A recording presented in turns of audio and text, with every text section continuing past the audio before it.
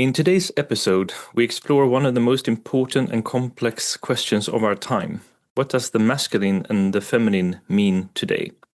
For generations, masculinity has been defined through strength, control, and performance, but somewhere along the way we lost connection to something deeper: presence, awareness, love. And at the same time, many women are searching too, between independence and softness, between power and surrender. So what happens when men and women stop blaming each other and start meeting as humans again? Welcome to 34O, the podcast where we talk about intimacy, presence, and emotional truth behind pleasure. Today, I'm joined by author and thinker Tomas Öberg as we go beyond the divide, rethinking masculinity, polarity, and connection. I'm so glad to have you here, Tomas. Thank you. So, when you think about masculinity, what does true masculinity mean to you today? For me, true masculinity, because I think like I'm on the path to Carl Jung, there's a feminine and masculine in everyone. But if we just zooming on masculinity, I would say it's a state of awareness. It's knowing where you're going and why. It's creating structure from chaos. It's moving from thought, like in your head, to actually action. It's carrying responsibility for yourself, for others, and for life itself. And also trying to be clear for yourself and others. Also with speaking your own truth, like what your heart is telling you. Not in like trying to push it on people that this is your fault, but this is how I feel. This is where I stand.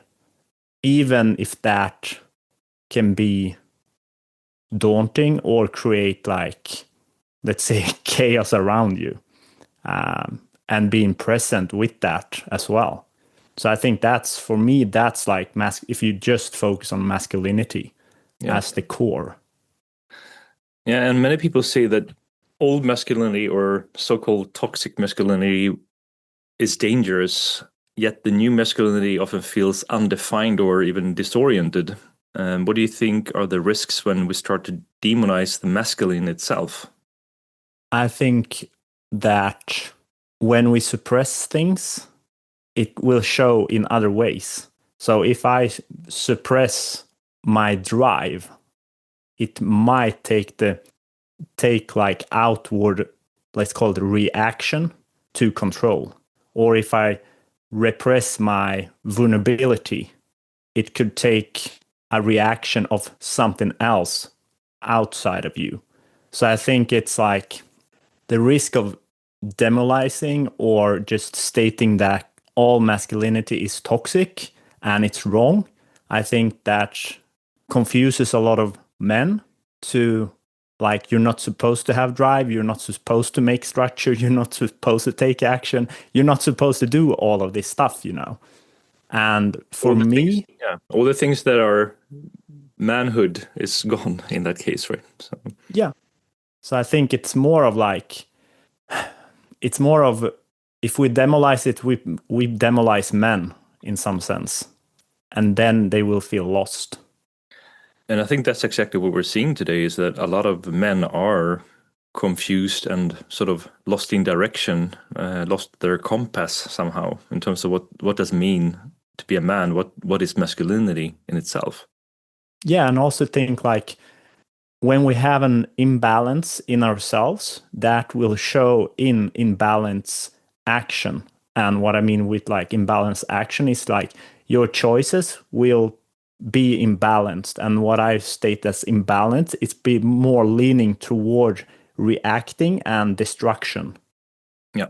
And if I tilt toward reactions and destructive choices, it's so easy to just fall into that pattern of behavior.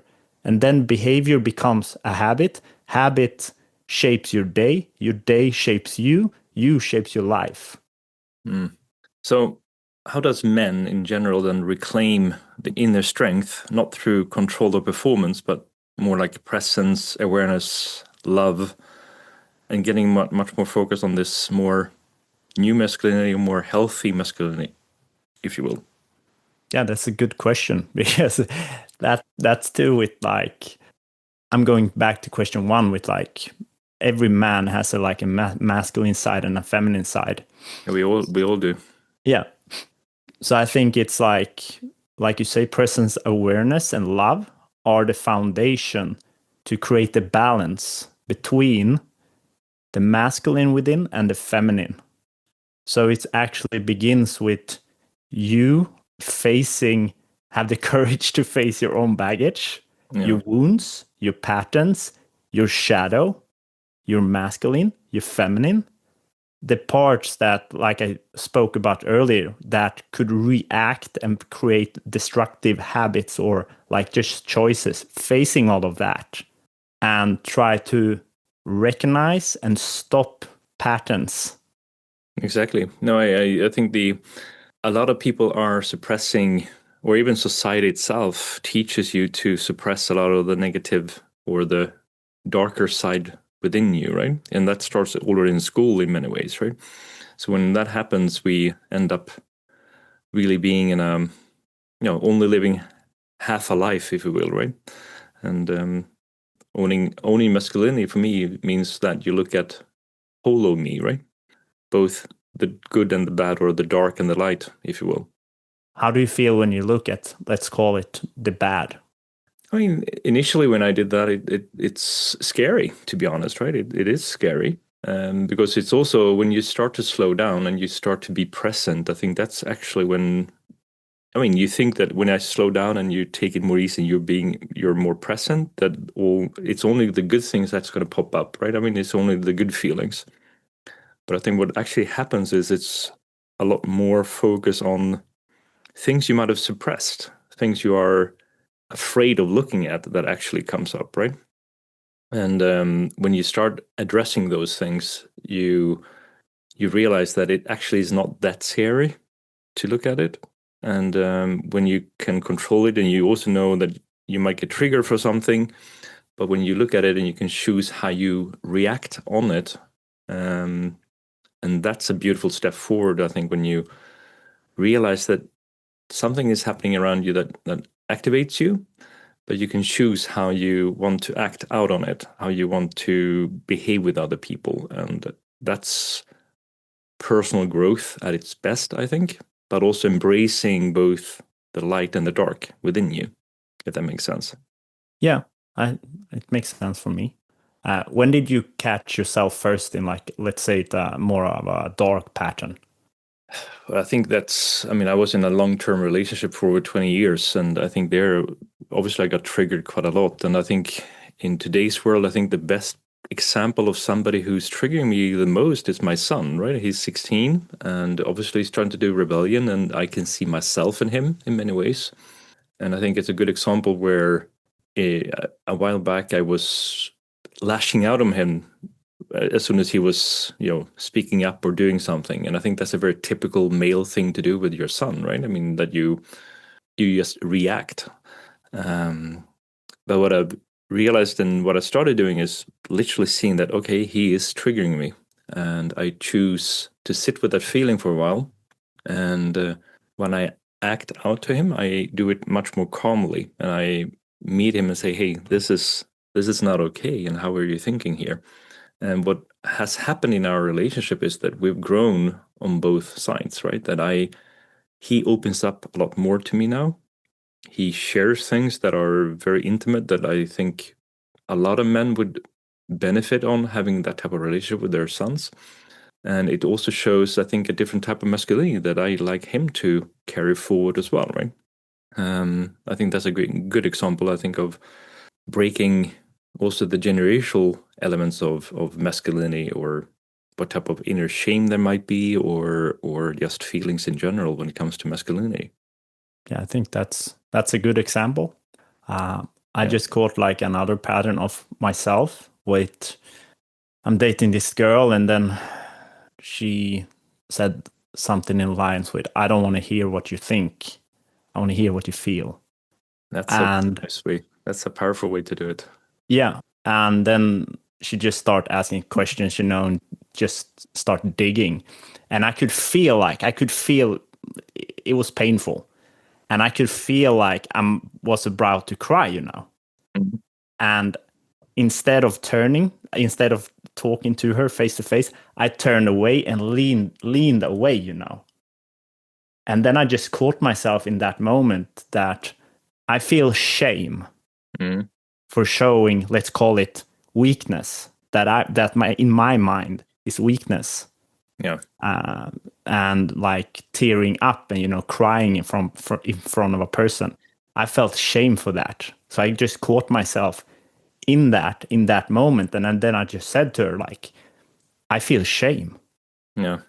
And it's a beautiful, that's actually a very beautiful example, right? And I think this is where masculinity in so many ways are, when we are being taught that showing that type of feeling is a weakness and that it's shameful almost to do so, right? Yeah, and some way along the line, I picked that pattern up, and then it probably got reinforced. Yeah.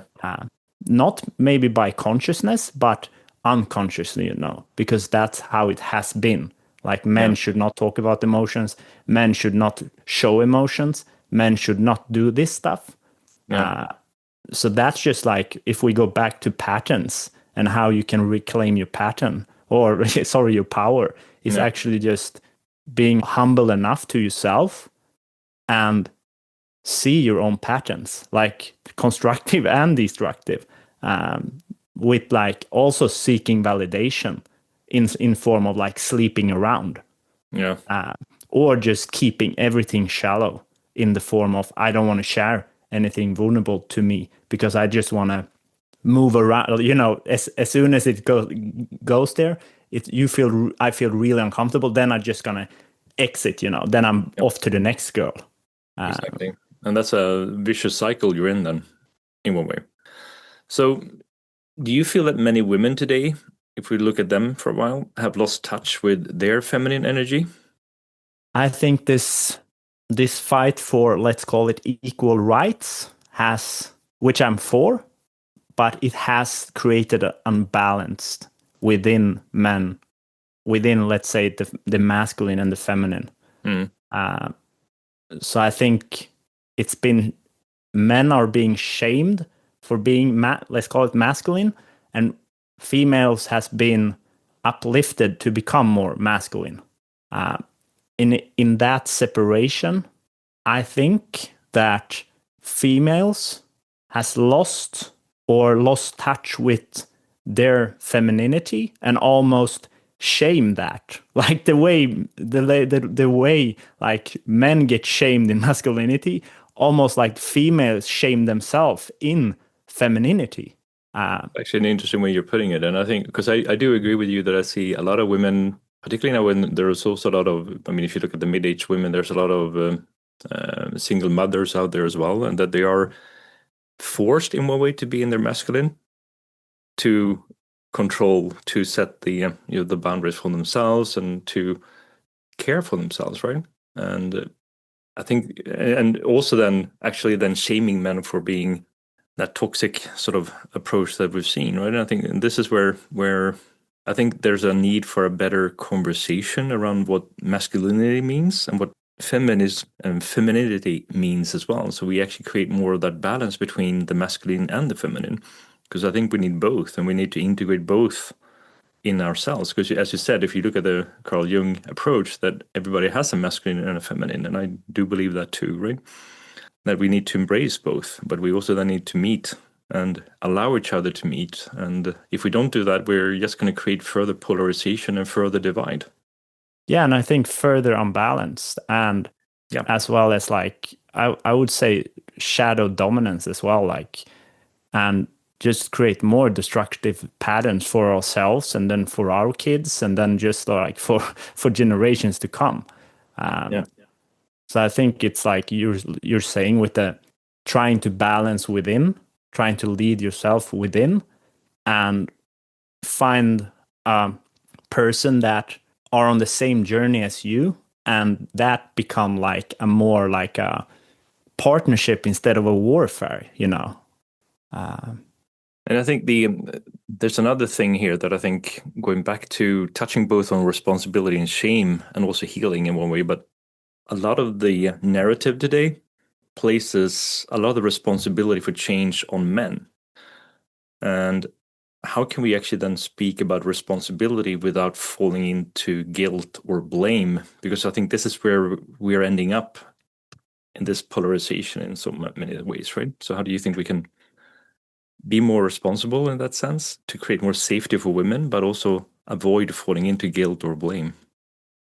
I thought about this question because it's really interesting. Because I think it's super hard to separate responsibility and guilt and blame, because I see it as, for me in my life, when I have made like destructive decisions, after those decisions, I've felt guilt or blame.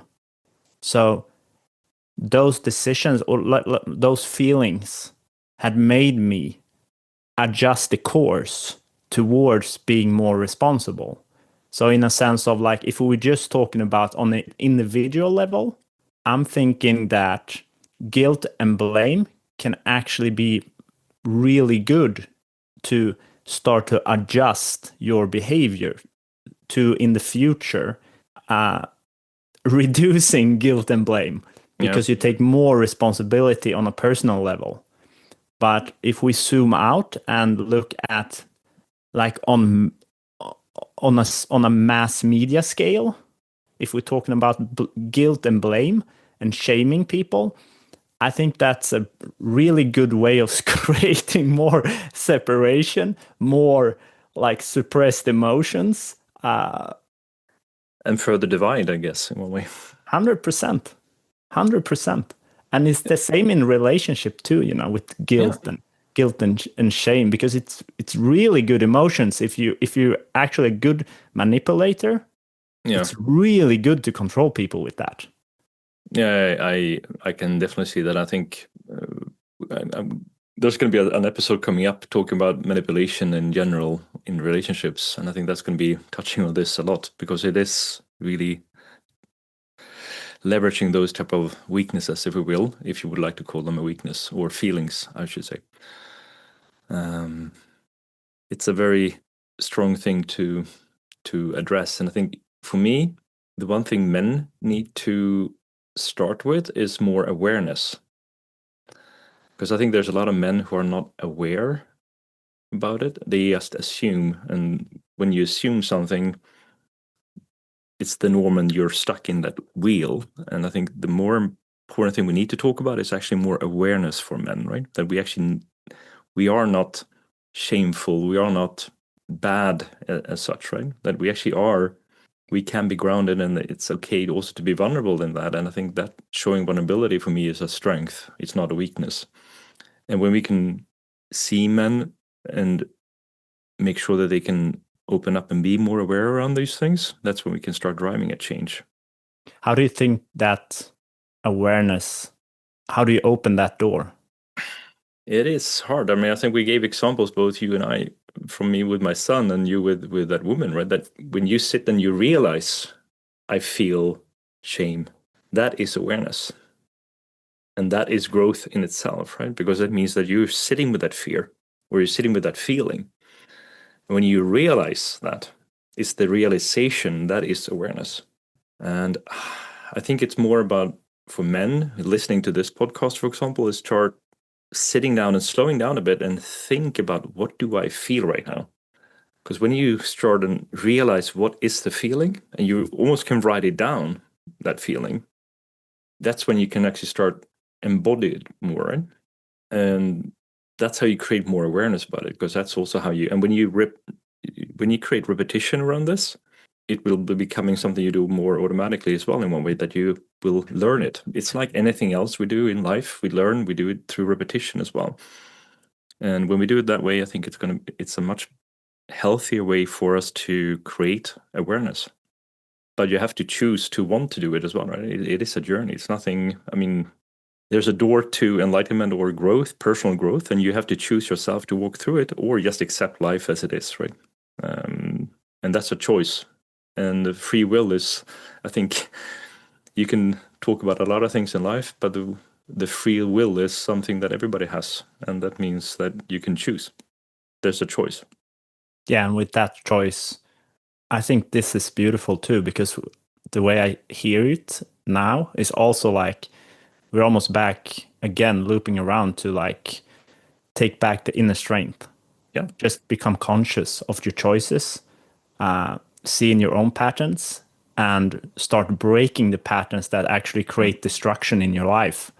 And also try to improve patterns. And that like circles back to personal development or personal growth or whatever you want to call it, transcendence. Yeah. It's more of like just growing in spirit. I definitely agree on that. And I think the other thing that I like to maybe we can dive into as well here is sort of if we look at men and women, I think we both share the responsibility of building relationships and that we are present, we are more honest, and we have mutual respect. And rather than this power struggle that I almost like to call it that we're in right now, right? So Yeah. how do you think we can share that responsibility? I think like again we circle back again to consciousness on both sides. Yeah. Awareness and consciousness for sure. Because it's like it's so easy to say like, oh, it's the other person's wrong, it's the other person's fault, but it's always two people in a relationship.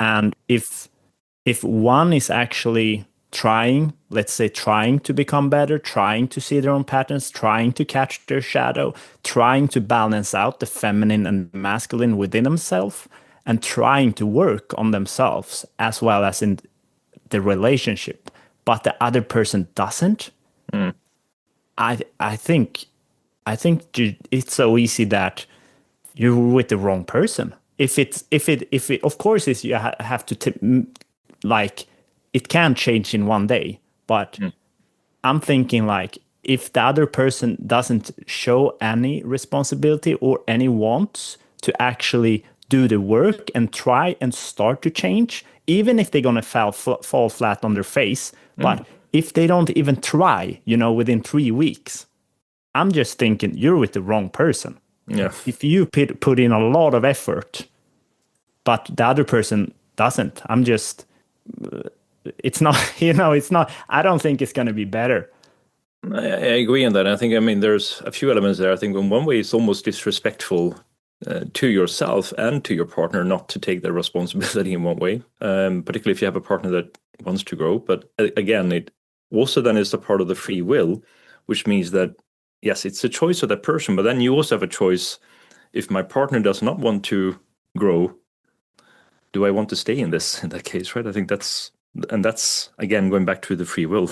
So, but then you might realize that you are not with the right person in that case.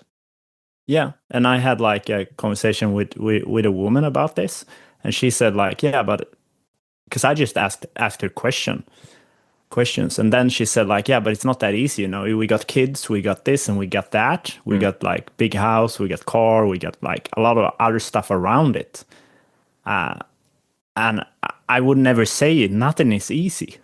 Of course not.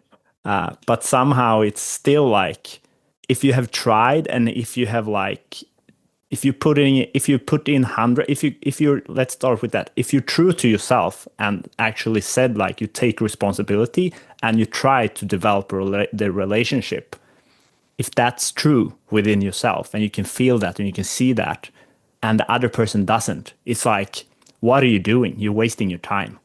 Yeah. And I think, I mean, in one way, to make it more simple, I think you can always act from a place of love or a place of fear. And I think in the relationship that we talk about, hey, we have a house, we have kids, we have cars, and all these things around it, right? I think a lot of people are acting from a place of fear of losing the status they might have or the house, all that safety they've built around them, instead of actually choosing love. And if you act from a place of love, for me at least, it means that I choose to love you every day, right? And if you make that active choice, you're more aware about it and you're more willing to actually do the work it involves to be present and be loving, if you will. Yeah, but weren't you like in a similar I'm not saying like I'm not trying to push it on you, but you were like in a long-term relationship. You had stuff together, kids and everything.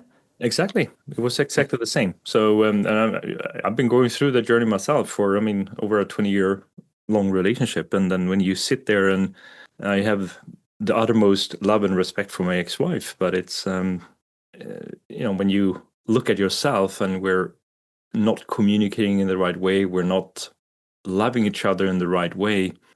And if you want to live life to the fullest, you need to do things for yourself at some point, right?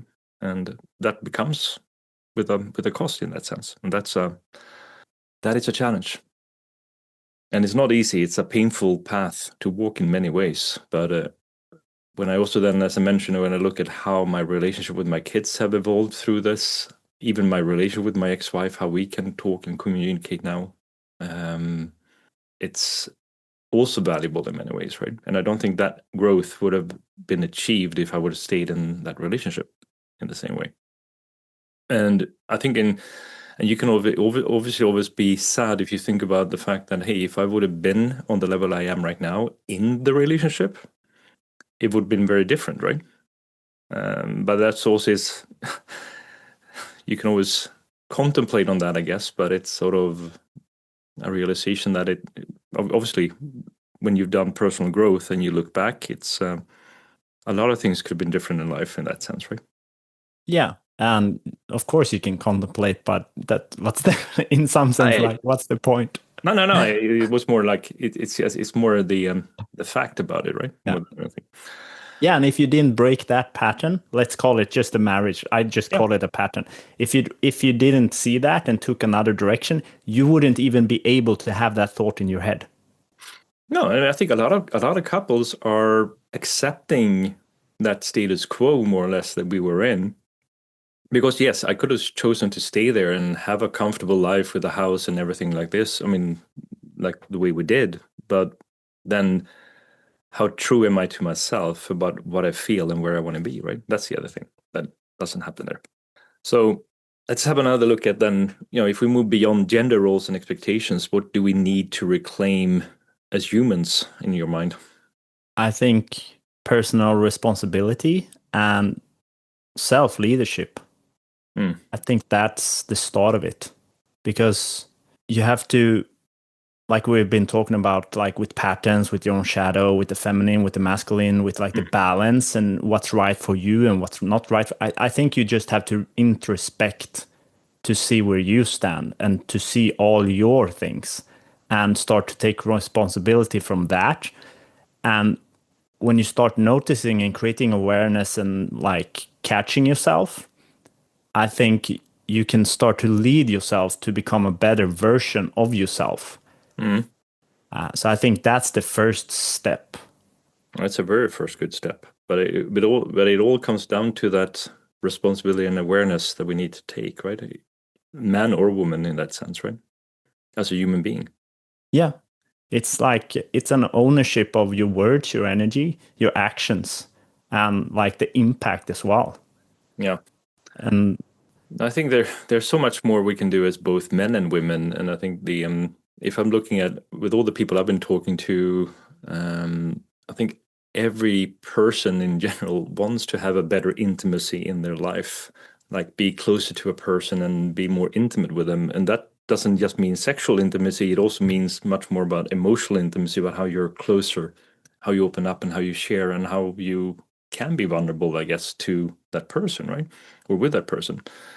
And that gives me hope to the fact that I think a lot of people are opening up to this. And I can actually see this on this podcast, right? That now 60% of the people listening are men. And with, relationship podcast, normally it's like 80% women, right? So I think it actually is nice to see that there is a growing number of men who want to learn and who want to maybe challenge themselves and see that there is a different way we can look at it, right? I think that's encouraging to me anyway. yeah.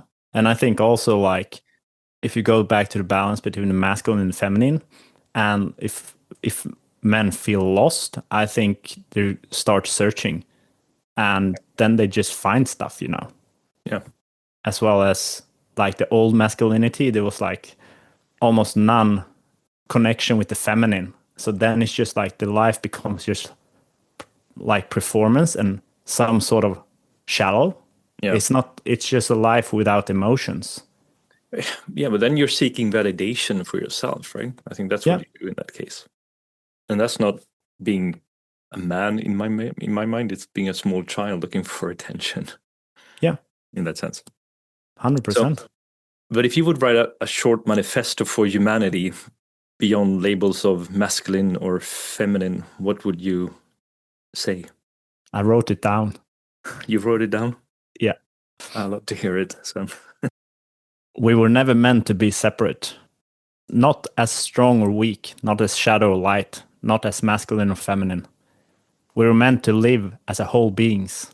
Whole, meaning inclusive of both masculine and feminine, light and shadow. It means one part of us seeking meaning and the others feels it. One leads with discipline, the other wants to surrender. One is emotion, the other is logic. The sides are not enemies, but lovers and friends. And our individual task is to integrate them, not to become perfect, but to feel alive. That is very, very beautiful, Thomas. Very beautiful. Thank you so much for sharing. Thank you. And thank you for joining. Thank you. Masculinity and femininity were never meant to compete. They were meant to complete. When a man learns presence without control and a woman opens without fear, something sacred happens. Maybe the real question isn't what's wrong with men or women, but how we can remember that humanity underneath is what matters, and that it starts with awareness, as our subconscious will always choose a familiar hell to an unfamiliar heaven until we're aware. Thank you for listening to 34O. Until the next time, stay present, stay open, and stay human.